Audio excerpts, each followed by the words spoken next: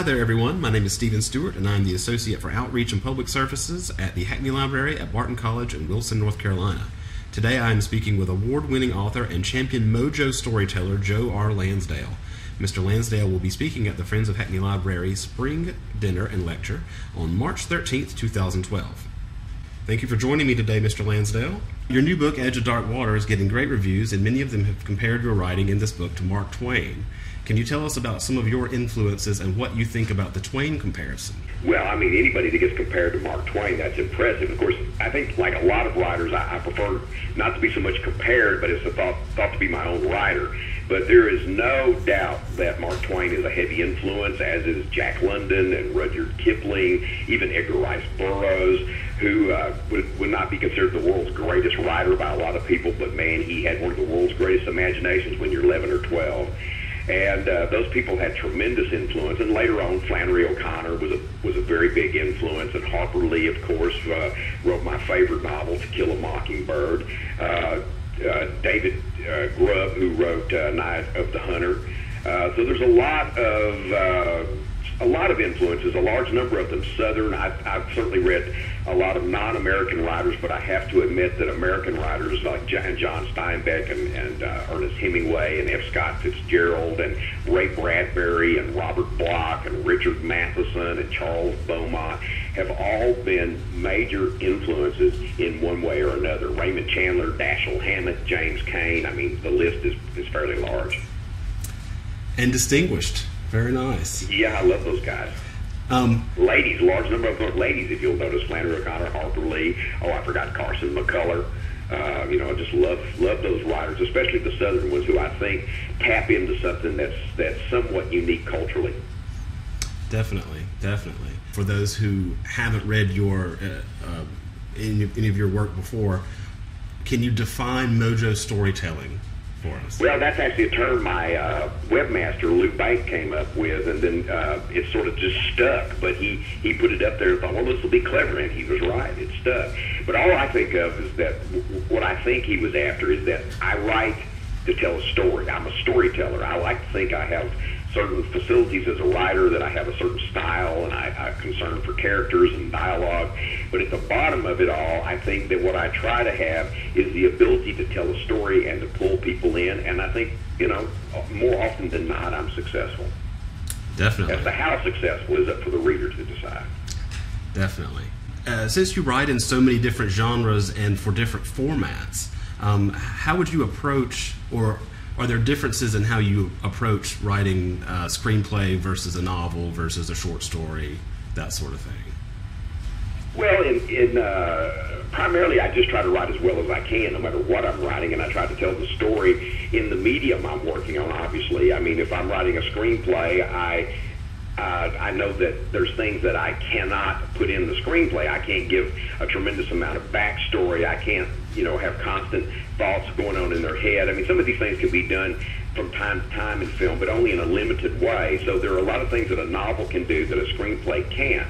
And a screenplay can do some things that a novel can't, which is maybe capsulize the story and all that. But to me, in one sense, writing is writing. You always go in to do well. You just need to understand that there are time limitations with film, that there are limitations of interiors, meaning emotional interiors. You have to show, not tell. It's the same with stage plays. You have limitations. Comics have limitations. And a lot of it's length and time, and how much time you can spend on a particular scene or a particular event or a particular emotion, or how you want to dress that up. Because in a novel, a really cool sentence can tell you a lot. And in a film, unless it's dialogue, sometimes you have to really set that scene in such a way that the actor, you hope, can make that, seen and make it understood. Because writing is not like where people say, well, he's got an eye patch or a limp, and so therefore I've created a character. You've just created somebody with an eye patch or a limp. But if you can explain how they feel about the eye patch or the limp, then you've created a character. Very good. Very good. I first discovered your work through the Bubba Ho-Tep movie, which I really, really loved. And so I was wondering if you could tell us a little bit about how the movie came about, and also, of all the things that you've written, were you surprised that was one of the first movie adaptations that somebody wanted to make? It's not a particularly easy thing. Yeah. Well, actually, I had optioned many other things for movies that were more likely, like Cold in July, Dead in the West, Two Bear Mambo, several other things. But Bubba Ho-Tep, when Don Coscarelli said, I'd like to do this, I just thought, well, Don was a friend. He had actually come and stayed at our house a few days before, I guess a year or two before that, to try to convince me to let him do the drive-in, but we weren't able to make that happen. But he came back to me and said, look, I got these 2 stories of yours I read, Bubba Ho-Tep and Incident on Off a Mountain Road, and I'd like to make films out of them. And I said, well, Incident on Off a Mountain Road, you might have to add something. Bubba Ho-Tep, I don't think can be filmed. But he optioned it, and then nothing happened, and the year came back, and he optioned it again. And then he did a screenplay, because he asked me to do it, and I thought, no, I don't, like I said, I don't think this one can be filmed. And when I passed on the screenplay, he wrote a screenplay. I read it, was pretty much amazed at it. I had a few suggestions, and then later Bruce Campbell had a few suggestions, but pretty much the screenplay Don wrote was what they shot, and it was 95% my story. He added maybe 5% and then subtracted a little bit here and there, but I was really impressed that it came out to be so close to that crazy story, which was such a oddball piece of work. And I got to meet Ossie Davis, and that's where Bruce and I first met. And, of course, I got to visit with Don, who's a good friend, and I was surprised and impressed and pleased. And, the thing is, there's so many of my things that are under option. I saw yesterday that Ridley Scott's planning on doing my novel, The Big Blow, and he's had it for years, and David Lynch had it before that. So there's all these things going on. So I would have thought any one of these things or things like them would have been made long before this. And it also is of interest that he later also made Incident on and Off a Mountain Road for Masters of Horror for Showtime. So he did them both.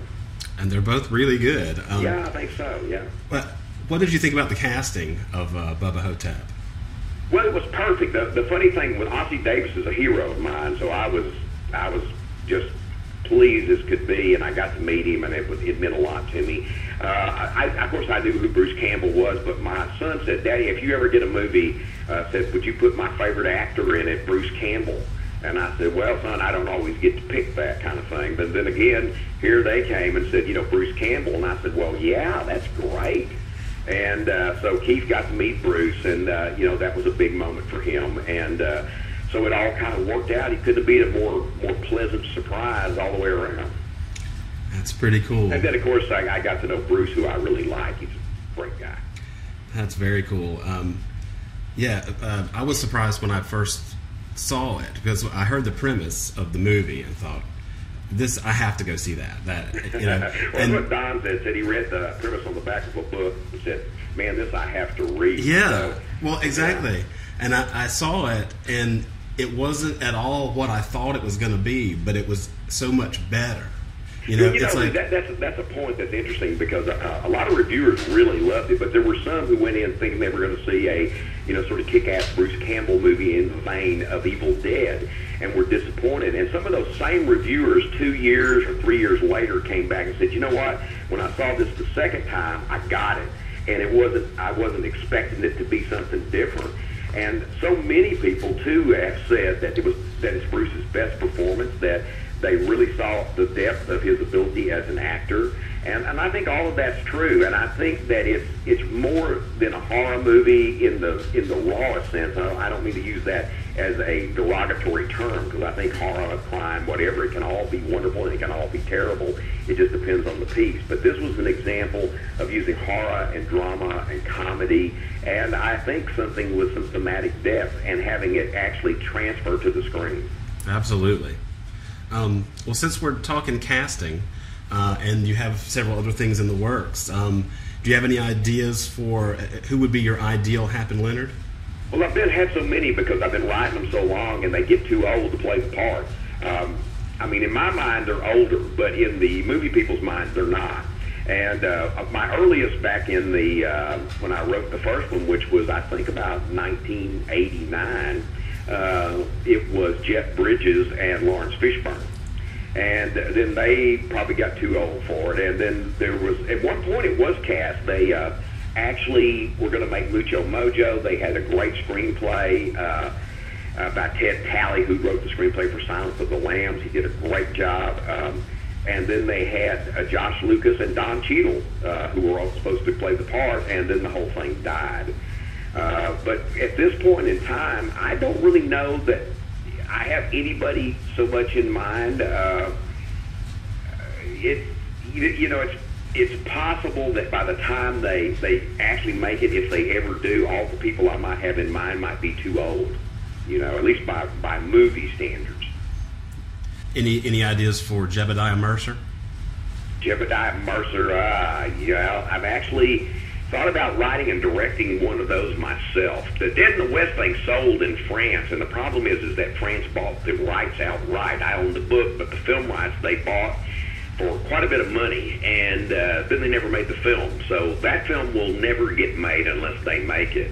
But also there's 4 novellas about that character, and it's possible that I would like to make that myself. As for who it would be, I really couldn't tell you. I really don't know. I have different ideas from time to Josh Brolin would be good. I didn't think the Jonah Hex was very good, although it borrowed a lot from some of the comics I had written. But I think he might be good. I think he might even be good for Hap. As for Leonard right now, I'm not really sure. There's a guy who played Howlin' Wolf in Cadillac Records who strikes me as perfect, but I can't think of his name. And the Christmas with the Dead movie, how is it coming along? Well, it's coming along. It's a very low-budget project, and it was based on a short story of mine, written by my son, directed by Terrell Lee Langford. It has as star Damien Maffei, and there's Brad Mall in it as kind of the secondary star. He is actually used to be on General Hospital and lives here in Nacogdoches and teaches acting up at the university. My daughter and my son-in-law both had little parts in it, and it was done using the university's crew, and they're still working on it. We're getting the music done, the special effects, and we'll probably have a showing here April the 27th, and after that we'll probably take it, tweak it a little bit more, and so I hope by the end of this year, certainly by Christmas of this year, it'll be out. That sounds pretty awesome. Do you have a little cameo in it by any chance? No, but there's a picture of me and Bruce Campbell on the wall, if you're paying attention, stuck up behind us standing together. And I think Bruce is doing a thumbs up or something, and we're just standing there. Very nice. But that's it. We did it in photo. Very nice. The student involvement with Christmas and the Dead brings me to another question. I know you write, or do you teach writing? I do. Mm-hmm. How do you approach teaching writing to students? What I try to do more than anything is just make them write. I'm not a big believer that you can teach people how to write, but I'm a big believer that you can find if people can write. And the way to do that is write. And I have them turn in a lot of material. We read in class. We discuss in class. I don't do a lot of paper grading because we do it right there in class. Because I have so many outside activities, it's hard for me to do it that way. But a lot of my people have gone on to sell and to get published, and they're doing writing. So the thing I hear the most from the largest number of people is that I didn't know I could do it until I took this class. I didn't know I could complete a story. So instead of having them write one story the whole semester, I generally have them write more. That sounds good. I teach screenplay writing. I taught comic writing once. I teach short story writing. I'm teaching weird and fantastic fiction this fall. That sounds promising. Yeah, it's fun. I mean, I'm writer in residence. I enjoy it. I just teach one semester a year. I don't know how much longer I will do it, but I've been doing it for quite a few years now, and it's been rewarding. That sounds good. Well, speaking of weird and fantastic, one of my favorite things that you've written is Drive-In. It is so unique and creative, and I was wondering what was the inspiration for the Drive-In, and how planned was it? And by that I mean, did you have a storyline for all 3 parts, or did it sort of evolve as you wrote? Okay. Well, the drive-in, I think, came out of my experiences growing up going to drive-ins. I mean, at least the impulse for this novel did. And I kept having these reoccurring dreams about going to this drive-in and being trapped there by this weird comment. It was just a dream. And then I was asked to write an article for Twilight Zone magazine, and I wrote an article called Hell Through a Windshield, which was about that experience and those dreams. And also it was kind of a journalistic thing on how drive-ins came to be and how popular they had been in their time and that sort of deal. And so that was there, and an editor over at Doubleday who had bought the Magic Wagon from me saw this article and says, hey, how would you like to write a novel based on that dream? And I said, well, I would like that. And once I wrote the novel, that dream went away. And then he wrote back and said, you know, this one was interesting. It's got great reviews. They didn't sell a lot back then. But he said, would you like to do another one? And I said, yeah, well, actually, I had some stuff left over, so I didn't know what to do with it idea-wise. And so I wrote the second. And then I was approached to write a third for many, many years. I just didn't have anything there. And then one day I just woke up and I was back in that world. And I wrote, the third one's the more metaphysical of the bunch, probably the one that would be less of a crowd pleaser, but it certainly was fun to do. The first two were not fun to do. I had the most horrible time writing them. I thought they were awful. I wrote them very, very quickly. I thought they were nuts. I thought I was nuts. And then later when I read the page proofs, I said, wow, this is interesting. And I still consider The Drive-In, the first one of my best novels, and I consider it a very American novel, and you know, not just a science fiction horror story of the week, but something that I think had a lot of thematic aspects going on, even though it was funny and dealt with you know, light entertainment in the background. I think that it had other things going. Definitely. And that brings me to the next question I had written down is the comedic aspects of your work. Almost everything that you write has a good bit of comedy in it. And, and I think that maybe you are better than anybody that I've ever read about creating comedy out of horror. That you know, I shouldn't laugh at this, or this shouldn't be funny, but it is. And is it difficult for you to find that balance? No, it's not. No, thank you for that. I've always thought comedy worked better. I think the writer that influenced me the most in that was Robert Bloch, who wrote Psycho. If you remember Psycho, though, it's scary. It is also kind of horribly funny. And Robert Bloch's short stories and work and things like that were just amazing. And he wrote things that were dark, but yet were funny on the other side. Another one who could do that was Fred Brown. So I think that they were big influences on me when I was growing up. I think to some extent when things like Saturday Night Live first appeared, that in the 60s, a lot of the humor that came out of that kind of imprinted on me, and it sort of manifested, or some people might say festered, and became the kind of humor I used in the books. But humor to me is important. It makes things, it actually makes horror more horrible, and it makes humor a kind of way to help you deal with that aspect of it, or deal with something that you might not normally deal with. Absolutely. One of the things you mentioned earlier was the dream that inspired the drive-in. Yeah. And I read in one of your short story anthologies, you had a introduction to one of the stories about eating popcorn. Yeah. And how it had inspired many of the short stories. So what is the secret to this popcorn, and where can we get some? Well, I tell you what, I don't want to eat much of it anymore because of health reasons. But when I was younger, the secret was the cheapest lard you could have. It's called Krogo at Kroger's. And my wife would melt that in the pan and then pop the popcorn. And it was nasty, greasy, but boy, it was good. But it gave me stomach aches, and I would have nightmares. Well, not nightmares. I never really got scared. I would just have weird dreams. And I would just get up the next morning and write that dream down and sell it. So I got to where, hey, man, this isn't bad. So either psychologically or actually from body chemistry, I was having a reaction to the popcorn, and I wrote, I don't know, I wrote quite a few stories and novels. The dream that I had with the drive-in actually came from popcorn, the original dreams. And then after I started having them, they just stayed with me. But the popcorn initiated it. So it seemed to have been some kind of catalyst for me, or the grease did. So you might have just as much luck just eating the grease out of the can. Oh, man, that is funny. Okay, the last official question we have is almost all of your stories are set in East Texas, which, as best we can tell, is almost exactly like Eastern North Carolina.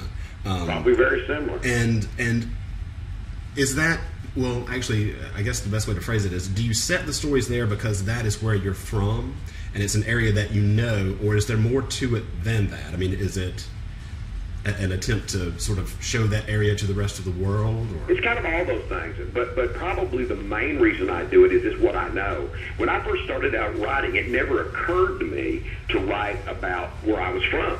You know, I was going to write about Los Angeles and New York. The only problem was at that time in my life, I'd never been there. You know, I've been there many times now, but at that time I hadn't.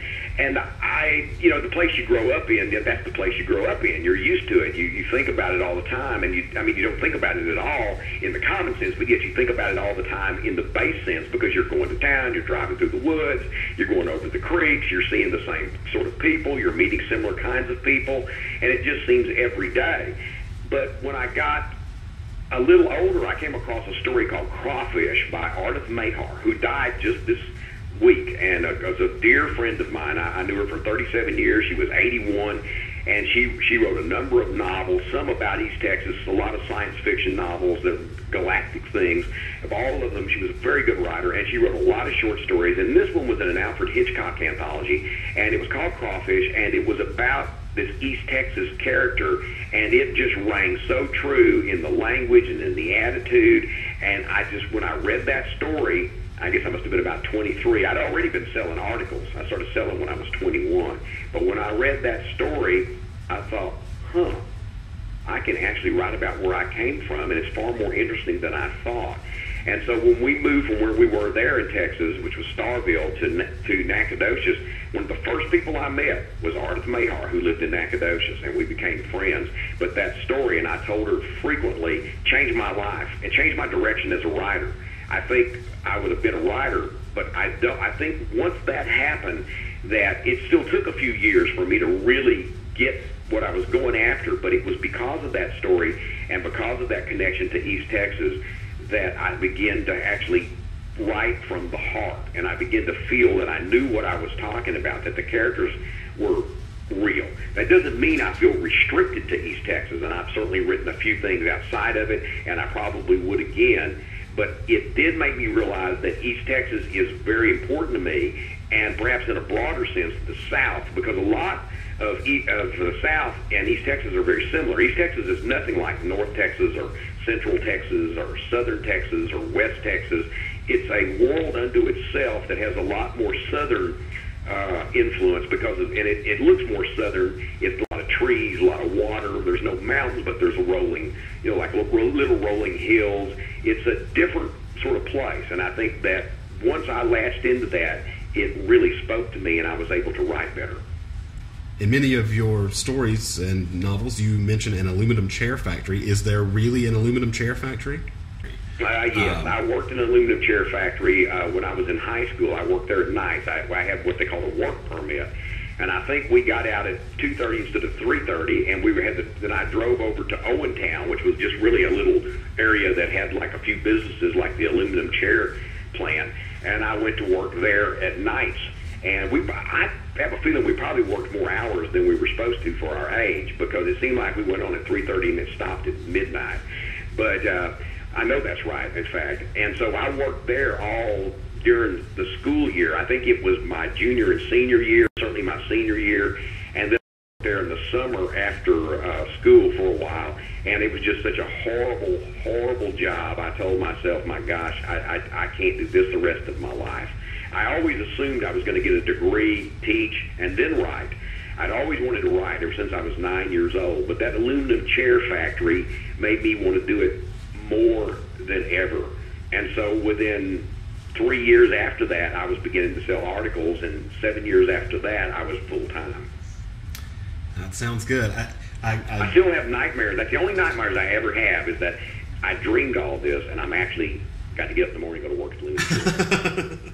Isn't that weird? That is. Every once in a while I have that dream that this didn't happen, because I think I'm one of the luckiest people on the earth, is that I really dreamed something and I got it. When I was a kid, I wanted to be a writer and a martial artist. Writer more than anything else, a martial artist later. I got them both. And all I wanted to do was just be competent and make a living at them, and I did a lot better than that by a long shot. I'm amazed at all the people that write me, that have read the books and have enjoyed them and been influenced by them as writers. So I just had an amazing, for me, life and career for a guy who was a poor boy, had a father that couldn't read or write, great guy, couldn't read or write, my mother who had an 11th grade education, somebody that we were absolutely poor as the proverbial church mouse. And, now I can't believe, my wife and I were saying the other day, we expected to have, good lives. But as far as like the kind of lives we've had, being all over the world, being published everywhere, meeting all kinds of people, being involved in all sorts of stuff, we could never have imagined such. So for me, it's been pretty wonderful, and that all comes out of East Texas. That is pretty awesome. Both love and hate of East Texas, by the way. I love it, but I hate it too. Yeah. I think everybody has a little bit of that, and I do too. That. And I think that's one of the things that I like about, and as I was saying, the Eastern North Carolina, I feel like must be very similar in the kinds of people and a lot of the same issues that come up in your writing. Absolutely. They ring true for anybody from around here too. Right. And the aluminum chair thing, I just kept noticing it pop up, and it's like, and it popped up again and again and again. As I thought, there has to be some significance. That is it. Yeah. Okay. It. Is there anything else you'd like to add before we go here, Mr. Lansdale? Well, it's just that I want to say that this new book of mine, Edge of Dark Water, yes. I am really excited about it. I think it's one of my best, if not my best. I also loved my All the Earth Thrown to the Sky young adult novel and the reception it's received. So it's been nice. My career it's like I get to be new all over again constantly, which is not something that people normally get. That sounds good. Yep. Thank you for taking the time to talk with me today, Mr. Lansdale. I enjoyed it. Thanks for taking the time to ask me the questions. All right. I'm looking forward to meeting you next month. Me too. For more information about the Friends of Hackney Library and the dinner and lecture with author Joe Lansdale, please call 252-399-6503 or visit library.barton.edu. For more information about Mr. Lansdale, visit www.joerlansdale.com. Thanks for listening, and I hope to see you on March 13th.